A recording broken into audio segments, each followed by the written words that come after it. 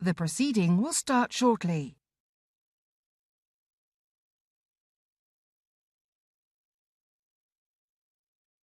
The proceeding will start shortly.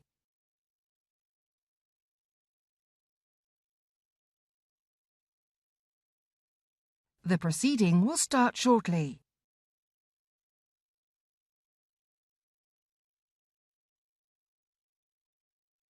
The proceeding will start shortly.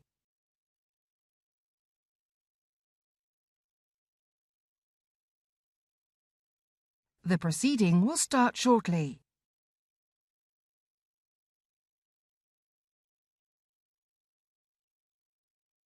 The proceeding will start shortly.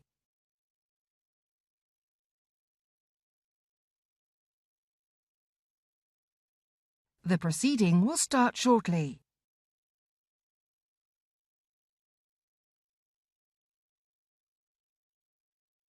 The proceeding will start shortly.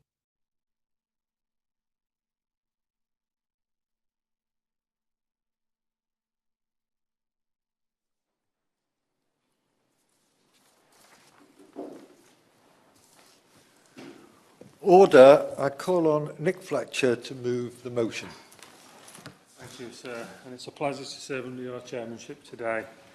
I beg to move that the House considers E-petition 600954 relating to vehicle tampering. The petition was created by Gareth James, who I had the pleasure of meeting earlier last week.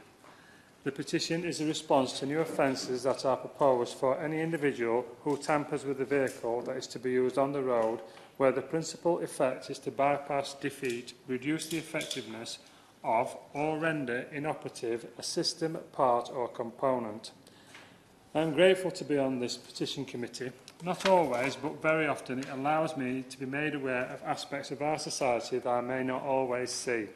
It allows me to meet the great British public, and it allows me to seek the right thing from government. This is one of those times.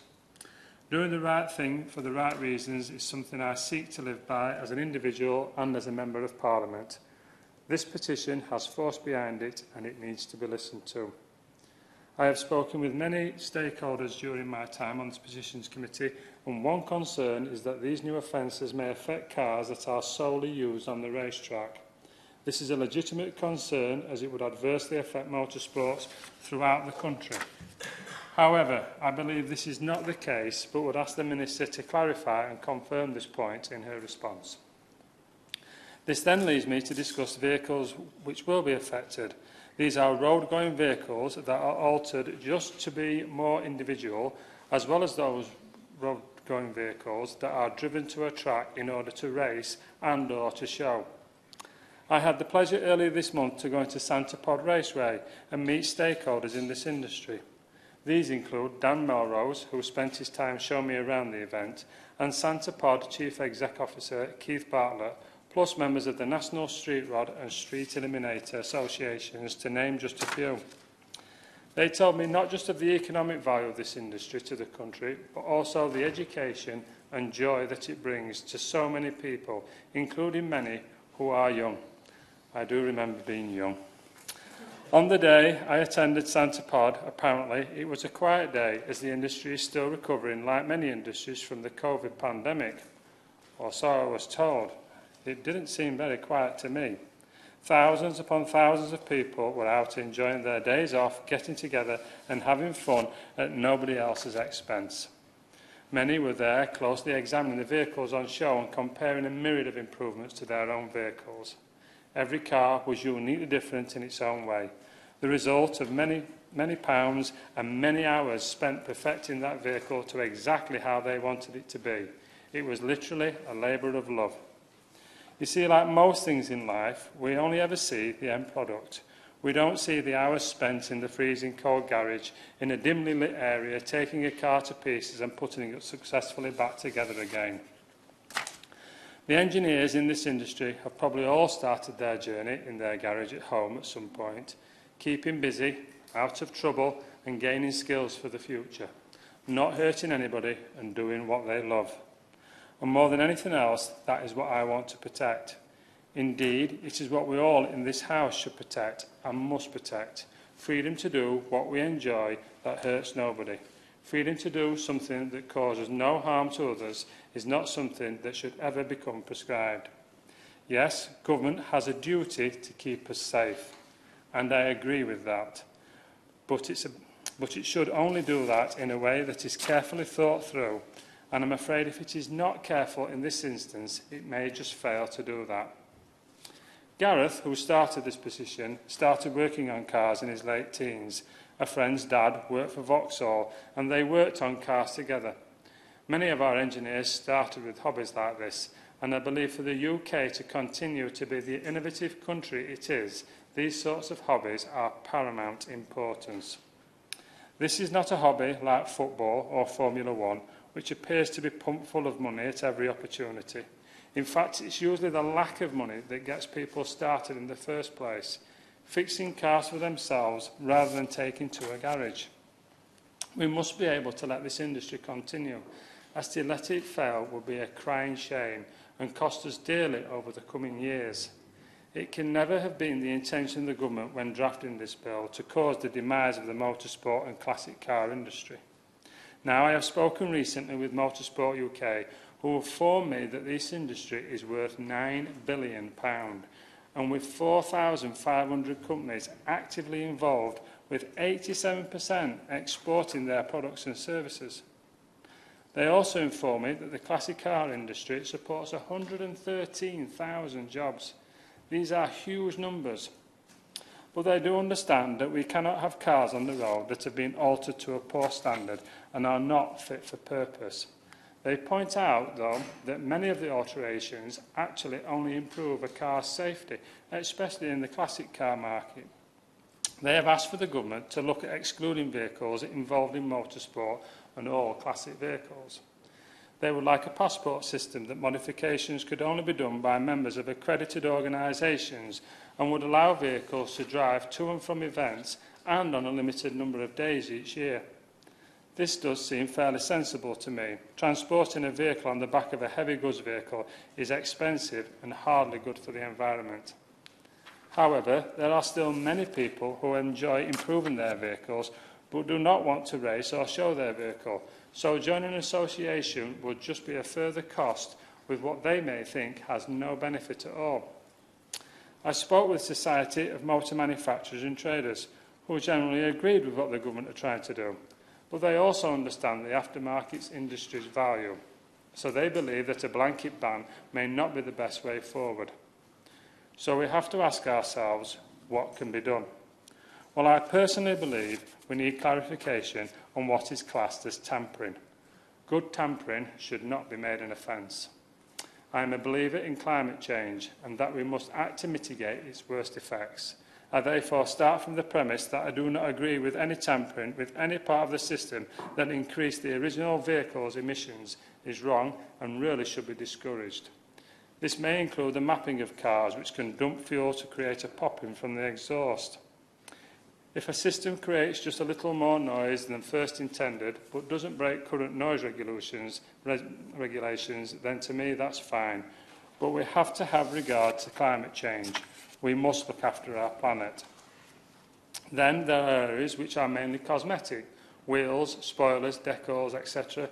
I really see no harm in these, so I would hope that this form of tampering is continued to be allowed. It hurts nobody, and there seems no reason why it should become prescribed.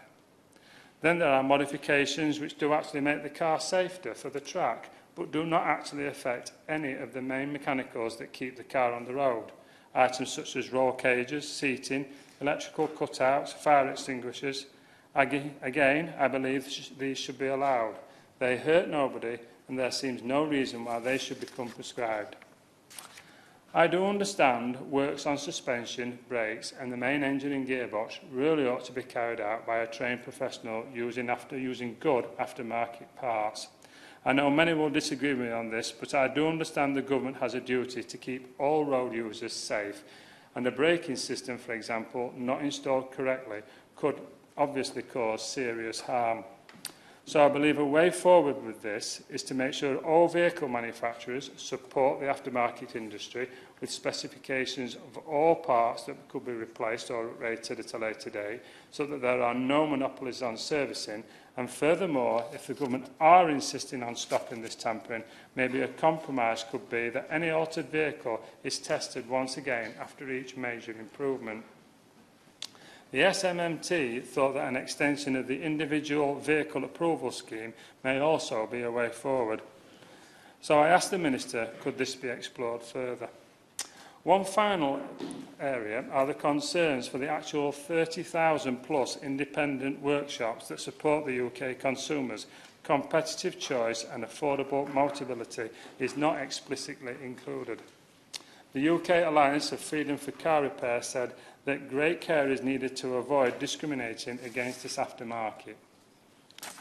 This is an extremely complex subject, and I reiterate that I understand what the government are trying to achieve, but I also understand the industry's concerns. I do understand that a consultation has taken place, and I hope the government can now offer the clarification the industry needs as this legislation moves forward. I hope the government, the industry and the petitioners can see that I have tried to have a pragmatic approach to this, and I hope I have understood the issues in the time I have had to learn what this industry means to so many. It has been wonderful to meet so many enthusiastic people and learn so much, and I thank them all for three things they have allowed me to see. Mainly, their obvious joy in what they do, their professionalism, and finally their understanding when speaking to a layman like me. Thank you. James Sunderland. You need to pose the question. Sorry? Oh, sorry. The question is that the House has considered petition 600954 relating to vehicle tampering offences. James Sunderland. Sir George, thank you for calling me, and a great pleasure to serve under you as chair. Can I first of all commend my honourable friend from Don Valley for bringing the petition to the House today. This is a really important debate, and it's very important that I get my views on the record. Last year, 2021, the Department for Transport sought a consultation on modernising vehicle standards and sought views on areas of vehicle standards regulation that are outdated, a barrier to innovation, or not designed with new technologies and business models in mind. Understandably, many people have raised concerns about that, hence why we got the petition today, including classic car enthusiasts who restore old vehicles. There's also a great concern out there that it could impact cars which have been adapted for racing in motorsports events. So as the chair of the Motorsports APPG, it's a great concern to me and those that I represent here in Westminster. Some facts that are worth raising right now. In 2020, noting the pandemic, approximately 56,000 people participated in motorsports events across the UK. Today, there are 720 registered motorsport clubs in the UK, and approximately 5,000 annual motorsport events are held across the UK annually. So, the facts are that there are millions of car owners in the UK and millions of sporting fans, aside from those who directly compete and support these events. So what's the government position right now? Well, the consultation proposes the creation of a number of new offences for tampering with a system. Part or component of a vehicle intended or adapted to be used on the road. Such measures would enable the government to address existing gaps in legislation, ensuring cleaner and safer vehicles, which is fine, of course, in principle. Reassuringly, last year in the House, the Minister assured the House that the Department for Transport officials have been instructed to ensure that proposals do not prevent activities such as restoration, repairs, or legitimate improvements to classic cars, or to do any damage to the motorsports businesses involved in these activities. And we've heard earlier just how much money is involved and how many jobs and livelihoods are at stake. So this is really, really important to the UK and to our economy. We also know that modified vehicles used on the roads are currently subject to the same MOT testing as any other road vehicles, and therefore adequate safeguards are in place to ensure that these vehicles are roadworthy. This includes emission testing, which ensure that modified cars do not breach emission standards. Really important. So my view, however, is that if it ain't broke, don't fix it. Will the Honourable Member give way? Please do. I appreciate the Honourable Member giving way, and I appreciate the points he's making, but part of the problem that we're seeing in my constituency of Pontypridd and Taffril is these illegal modifications to cars done by boy racers who aren't professionals to the motorsport, drag racing up and down our dual carriageways, exhausts going off, sounding like shotguns, causing real antisocial behaviour and nuisances. And these exhausts are being removed before the MOT and then being put back on by them themselves, so they are being missed, sadly. So does the member agree with me that more needs to be done to try and tackle the problem? I thank my friend for intervention. It is really important that we do this in the right way. And as a member of Bracknell, we've got a problem with boy racers, we've got a problem with noisy exhaust and social driving. It's a real issue in my part of the world as well, which is why the devil's in the detail. And if I may, I'm going to come on to what I think needs to be done in terms of how we can reconcile the two apparently opposing poles.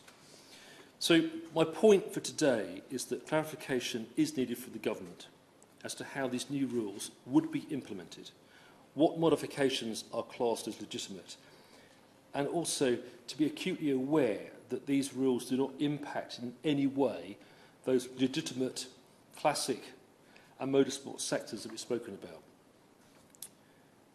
Some input recently from the Historic and Classic Vehicles Alliance is that the classic vehicle sector alone is worth £18.3 billion to the UK economy.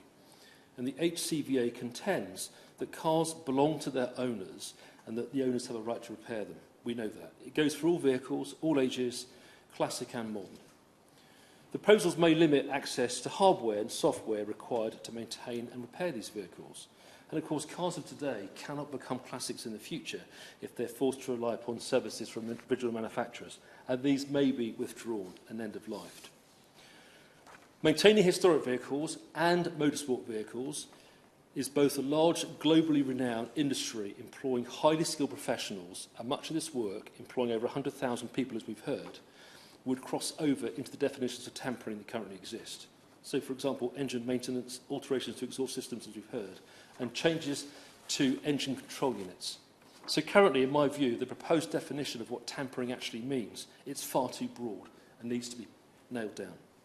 It could include changing wheels and tyres. It could include altering the body of a car. It could include limiting access to period panels or enhancing safety. It might include lightening a car for period-correct performance or racing improvements. And also, it might involve neoclassic cars requiring changes to ECUs as fuel standards change. So the definitions, once again, is really, really broad. And ultimately, we need to ensure that new cars today, when they become classics in the future, are still maintainable and serviceable. So what? To conclude, having admired the problem for the last few minutes, what do we need to do and what do I need to advise the government? Well, the first thing is, if the department is determined to go ahead with this kind of anti-tamper legislation, we would, as a minimum, request specific exemptions for historic and classic vehicles, as described earlier.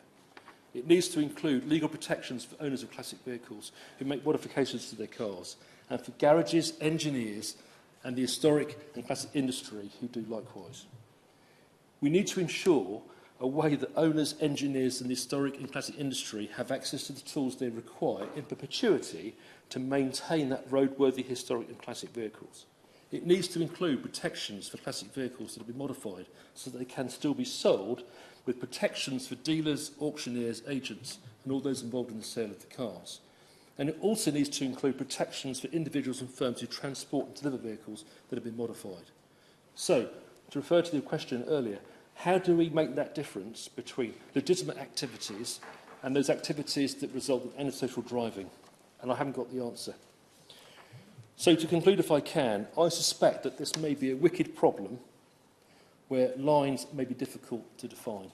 Where is the boundary between those two poles that we discussed earlier? I don't know.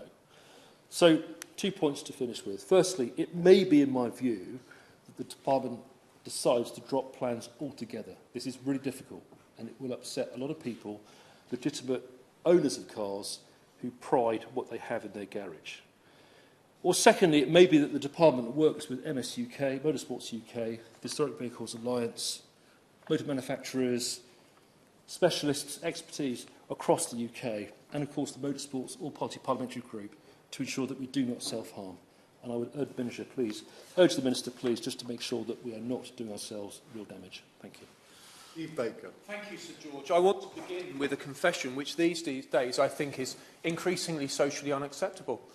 I enjoy driving. I enjoy riding a motorcycle. I love petrol-engined vehicles.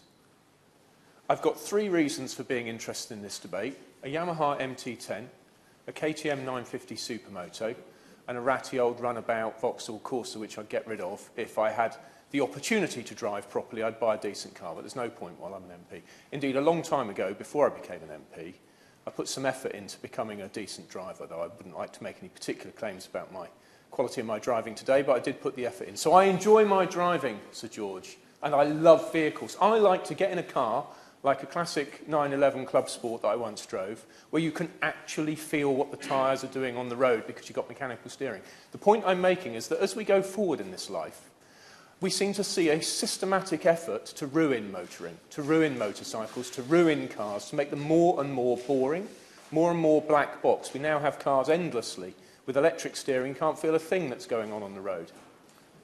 We are somehow losing something about what it is to be a human being who takes responsibility and cares about their relationship with the vehicle. This, as I say, Sir George, is an old-fashioned and increasingly unpopular point of view. But I think there's joy to be found in driving a vehicle which doesn't have ABS, which doesn't have traction control, which has carburetors, not fuel injection, and perhaps in the case of the KTM, very sharp brakes.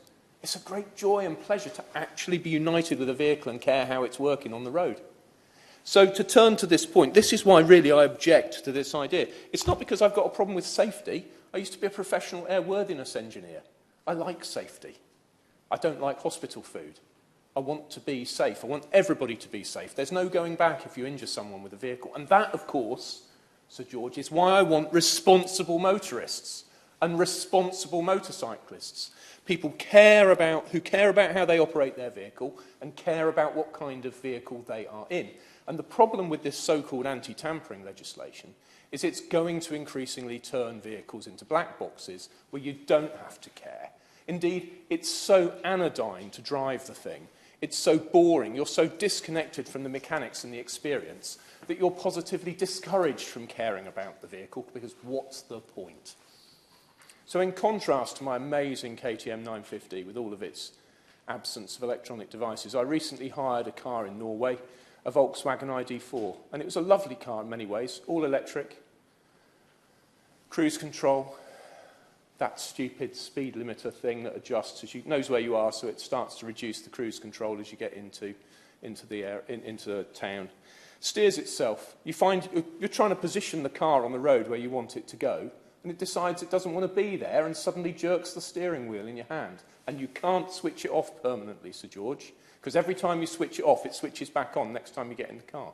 I would like to switch that nonsense off, because I want to drive the car. I don't want the car deciding I should be 2 feet to the left on the road.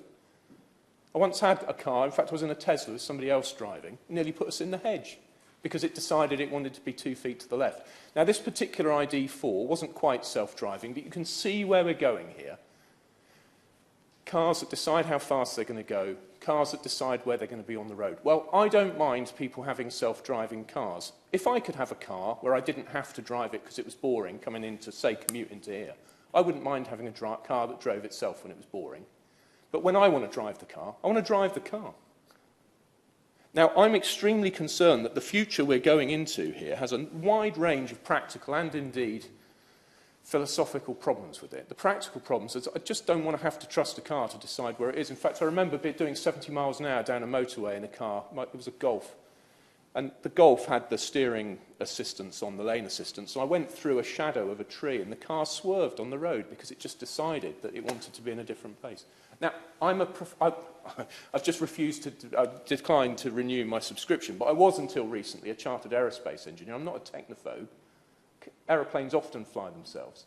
But I really would like to have a vehicle where you don't have to put up with this nonsense of the car deciding it wants to be at a different speed in a different place.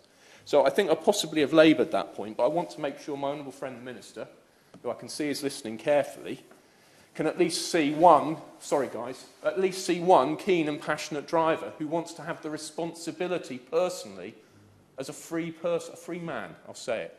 I want to be a free man personally in charge of what that vehicle does. So I am offended by the name of anti-tampering. I don't doubt that there are some irresponsible people who want to tamper with safety systems.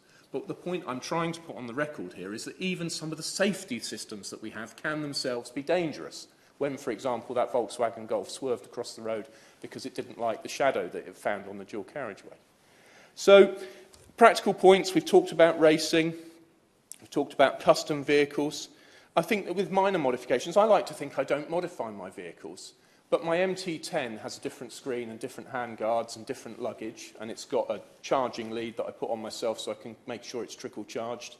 It's, you know, it's modified. It's got a Scott oiler on it so I can commute without having to constantly lubricate the chain. Many of those accessories were fitted by the dealer because he'd do it at no cost, but what if I decided to fit them? Is that tampering? Surely not. All I've done is convert one kind of Yamaha MT10 into another. But people like me out there are afraid that we're moving into this anodyne world where you can't even change the screen on your BMW R1200 GS as I did. And we don't want to be having to check the rules to see whether you can. I'm not interested. With great respect, Sir George, I am not interested in my honourable friend's view of what size screen I should have on my motorcycle. I don't want to have to go and check the rules to see whether I can change it. I am now labouring the point. As Conservatives, we should be wanting to live in a society of free and responsible individuals. We are not going to create a society, or indeed perpetuate a society of free and responsible individuals, if we keep taking away from them at every chance the opportunity to exercise that freedom responsibly and to enjoy themselves while doing it. Because we make life miserable if we say to people, before you can fit heated grips on your motorbike, you've got to go and check whether you're allowed to. It's too boring. It's too boring. We sit in here all the time doing this technocratic nonsense, going up to those committee rooms to pass statutory instruments, and most of us in this House don't even read them. Another bugbear of mine, of which I've labelled another point. We are taking away people's freedoms, using statutory instruments we don't even read and almost never speak to. It's not where we should be going as Conservatives. We should be letting people be free. If they want to have stupid self-driving cars that steer themselves when they shouldn't, let them. But I want to switch it off. And if the manufacturer provided it to me unable to switch it off, I'd like to be able to change the software so I can switch it off and drive the car myself. I rest my case. Mike Kane. Hear you.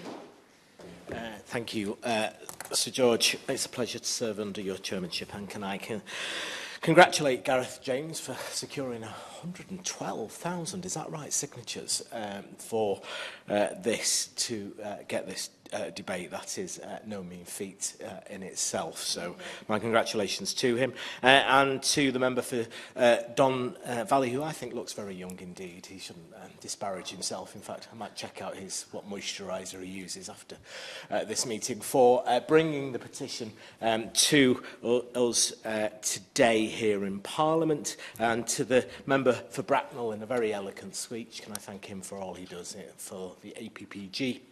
For motorsports in this House, and then the passionate speech from the member from Wickham. I would never... I'm a big fan of the honourable member, as he knows. We're both big Cobden fans for different reasons, possibly, but I would never describe him as ever being 2 feet to the left in any situation at all, particularly possibly in a car. But that was a great defence. There's somebody who cycled here today on a Brompton, proud British manufacturer. I may have some different views about how sometimes I'm close past and the possibility that my life may be prolonged by having some speed limiters. Because as I canvassed in a tight marginal seat between Labour and the Conservatives in Brooklands, Trafford yesterday, I was sickened by seeing exactly what the member for Pontypridd pointed out were adjusted cars doing 60 to 80 miles an hour down a 30 mile an hour limit, with exhausts banging out with modified fuels and exhaust, and the antisocial behaviour that brings to our estates is appalling. And I think I remember the Secretary of State going on the record about about this, how he doesn't like that type of thing either. I give away to the honourable member. And for his compliments. I was once very nearly run down in High Wycombe by somebody doing just what he suggested, modified car going far too fast in town. But such people need prosecuting, and in that case, if they're doing 80 miles an hour and 30 limit, they should be going to prison. And I'm very clear about that. I just want to make sure that we all understood one another. I'm grateful to him. And I just want to say about, I love motorsports as well. And I love classic cars. There is nothing better than jumping up on my North Road cycle that is produced in my constituency, cycling the 10 miles to Tatton Park, the Cheshire County Council and National Trust Park, and watching a traditional car show there, and seeing the pride that people have in those cars. And there's nothing, I think, today that we want to see that would stop that. And I give way to the honourable gentleman for Bracknell. Thank you very much. I commend my friend for his very eloquent and pragmatic speech, and it's resonating with me. Does he agree, when it comes to the cars themselves, that the issue isn't necessarily the cars, it's the way in which they're driven?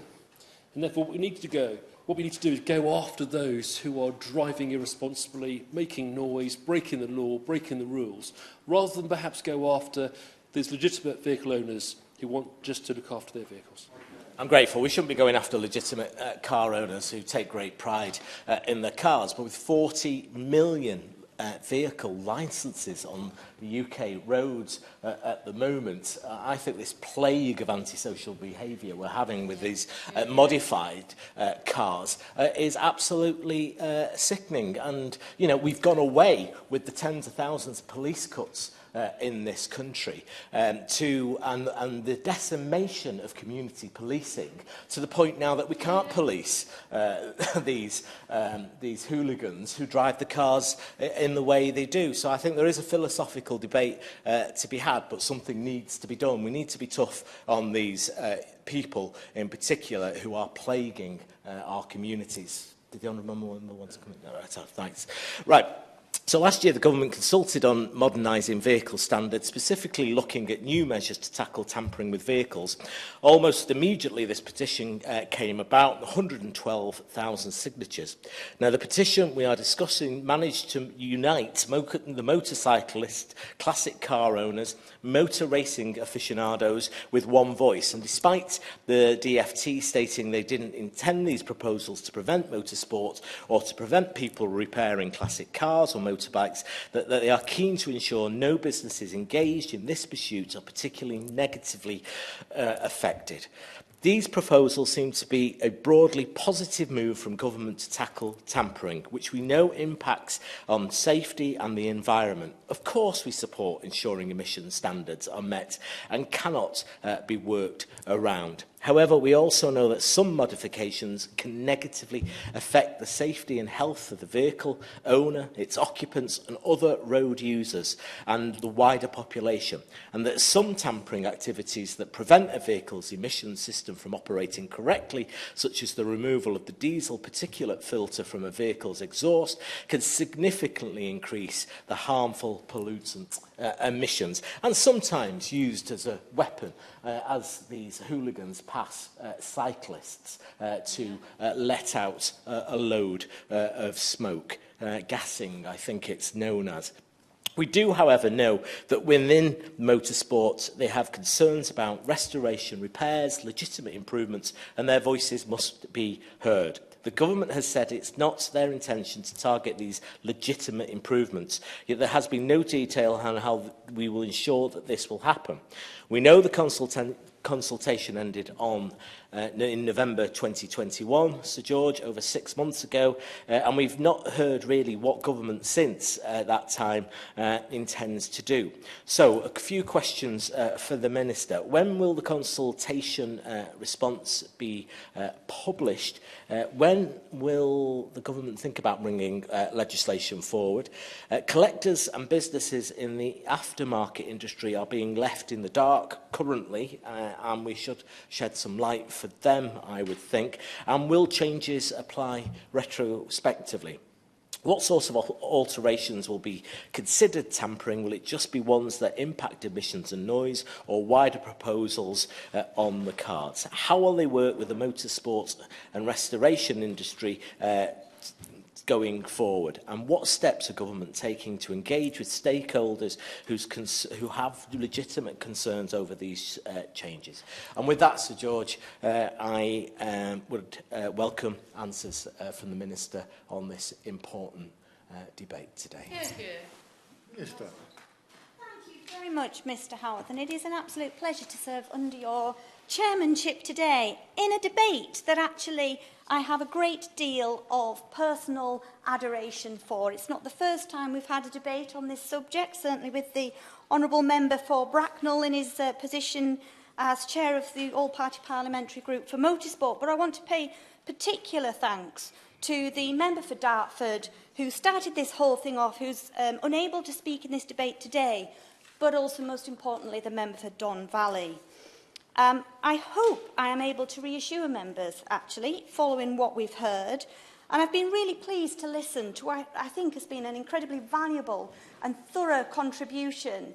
It's a privilege to be closing the debate. We, of course, in the UK have a very long, proud history of companies and individuals dedicated to the modification and improvement of vehicles, whether that's motorsports, professional, customisation or enthusiastic owners enjoying their hobby and improving their pride and joy. And that was me, Mr Howarth, when I was 18 when I purchased my second car, moving up from a Ford Escort 1.3L to a Peugeot GTI, 309 GTI, complete with skirts lowered, low-profile tyres.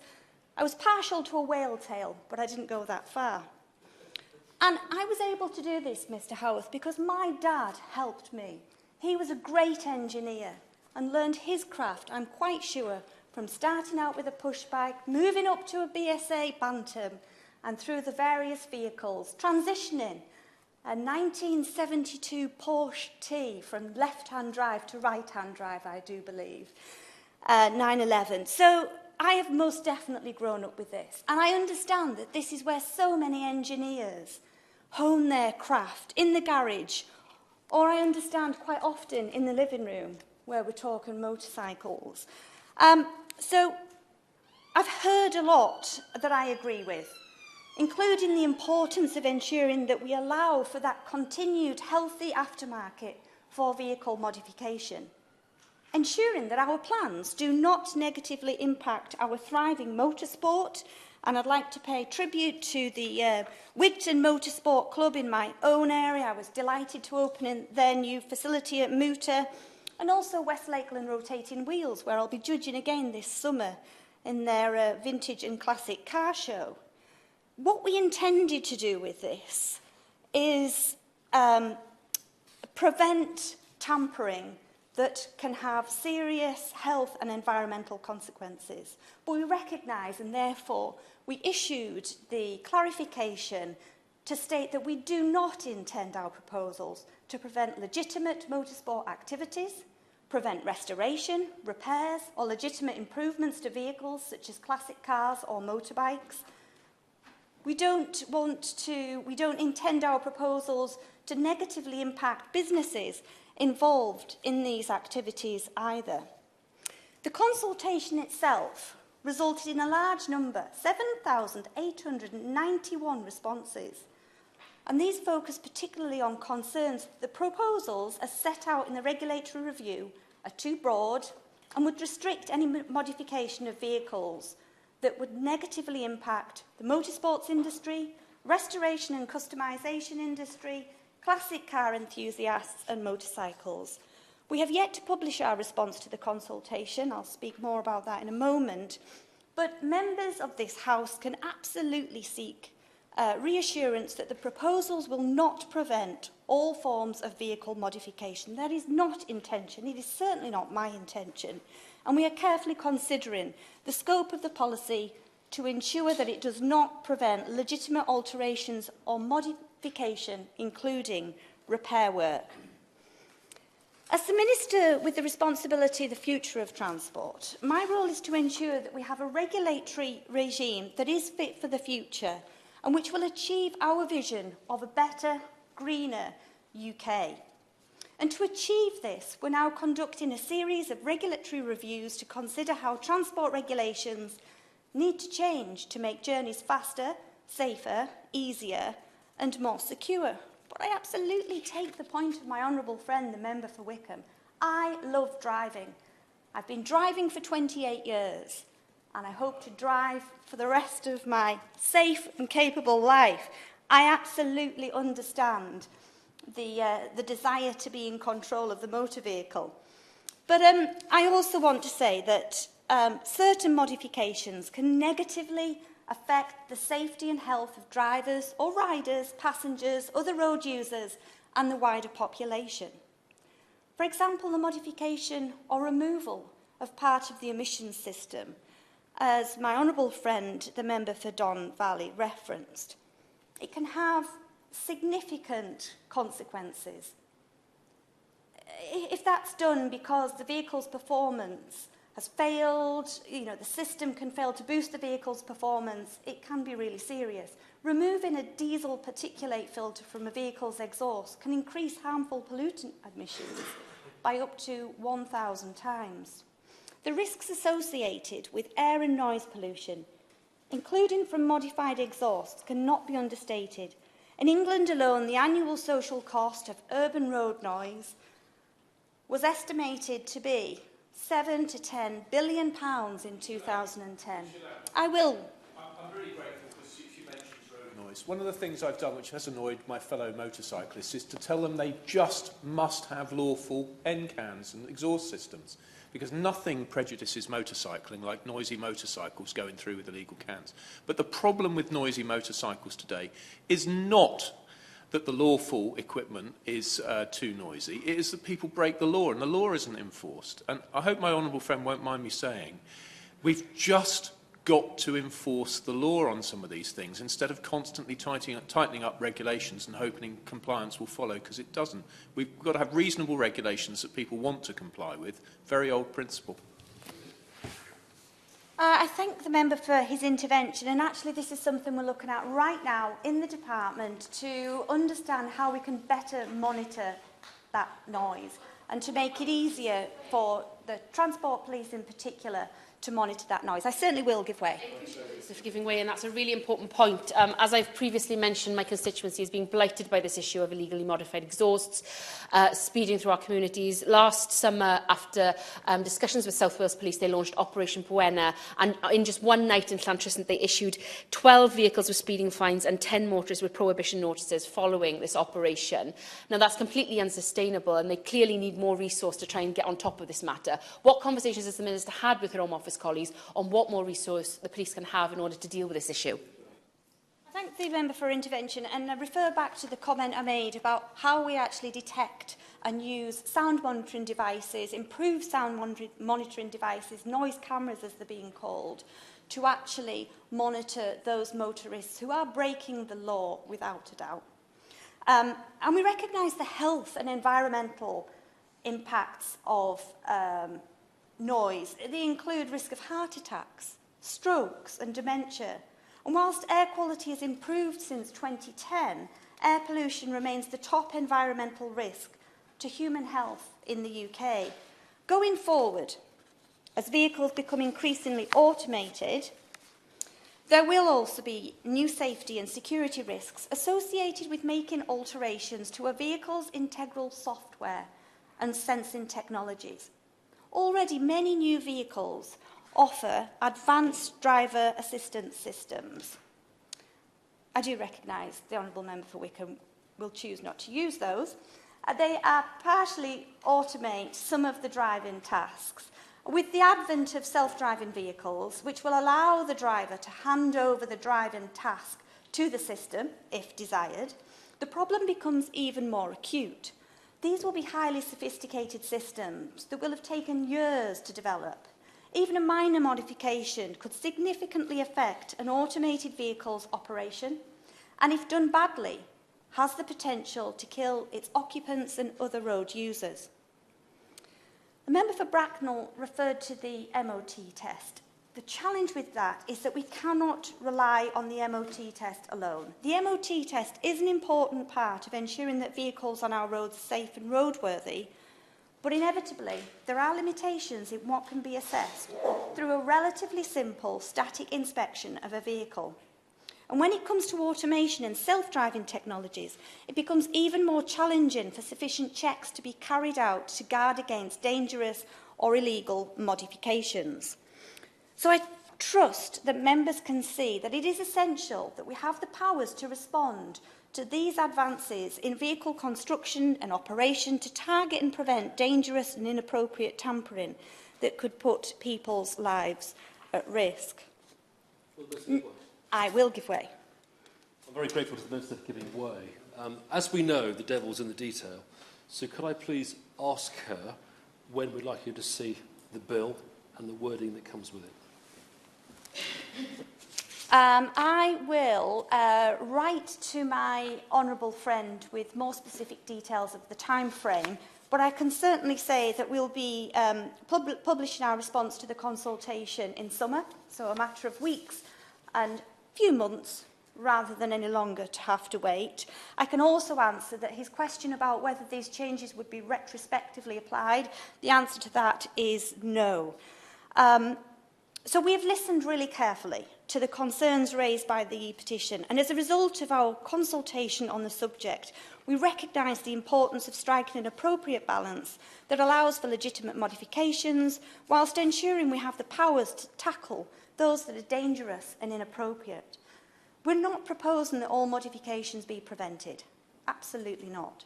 We recognise that vehicle owners and businesses may have many legitimate reasons to modify a vehicle, and our intention is to ensure we maintain a thriving aftermarket, including motorsports, restoration, repairs, and other legitimate improvements and alterations to vehicles. We're considering all the responses received during the consultation, and as I said, we'll be publishing that consultation, summarising the responses and setting out our next steps in the summer. In the past 60 years, cleaner, safer and more accessible transport has transformed people's lives for the better. The government is committed to maximising the benefits and minimising the risks of new technological advances. The broad programme of work that we have launched will help us to ensure our regulatory framework is flexible, forward-looking, so that we can foster innovation, safeguard the public and bring the most benefit to transport users and society, whilst recognising our rich cultural and industrial heritage in motor vehicles, which spans back since the late 1800s. So thank you very much. It's been a pleasure to speak in this debate. Nick Fletcher to respond to the debate. Thank you, Sir George. Thank you for chairing this debate today. I thank the Minister for her response and for everybody who has actually contributed to this debate. It's been an extremely good debate. I'd like to thank the petitioner, Gareth, for starting that, and the 112,000 people have signed, and the 7,891 responses that we've had to the consultation. And I think that the government have actually listened by the sounds of this. I think it's a win today for the Petitions Committee. I think it's a win today for the petitioner himself. And I think it's a win for the entire industry and for all the people at home who love tampering with cars, as we've called it. So I think that's been a great debate, and I thank everybody who's been involved in it. Thank you. The question is that this House has considered E-petition 60094 relating to vehicle tampering offences. Many of that opinion say aye. Of the contrary, no. I think the ayes have it. The ayes have it. Order, order.